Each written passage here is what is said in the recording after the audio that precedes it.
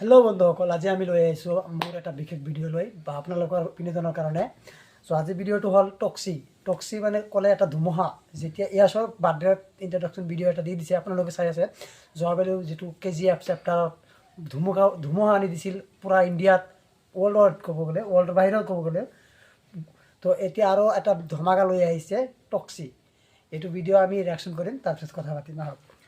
আজি ইয়াছৰ জন্মদিন উপলক্ষে এইটো এটা ট্ৰেইলাৰ নহয়, ইন্ট্ৰডাকশ্যনহে ক'ব পাৰি।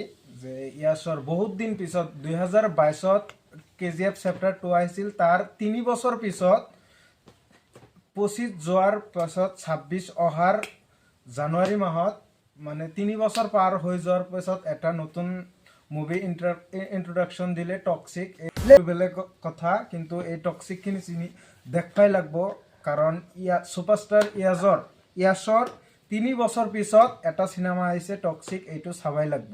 এইটো কথা নহয়, মানে কি চিনেমাটো আমি যে ইণ্ট্ৰডাকশ্যনটো দিছে, ইণ্ট্ৰডাকশ্যন এইটো বুলিয়ে লিখি দিছে। মানে ক'ব গ'লে মানে যিটো ছোৱালী যিটো দেখাইছে, মানে এইটো আমি ভাবাৰ মানে মানুহে ভাবিব নোৱাৰে যে এইটো এটা ট্ৰেইলাৰ হ'ব পাৰে। মানে ইমান ৱৰ্ল্ডৰ বাহিৰত, মানে মানুহৰ ভাৱনাৰ বাহিৰত কৰিছে, আৰু মানে কল্পনা কৰিব নোৱাৰে ইয়াছৰ এনেকুৱা ইণ্ট্ৰডাকশ্যন হ'ব। তথাপি তাৰ বাৰ্থডে দিনা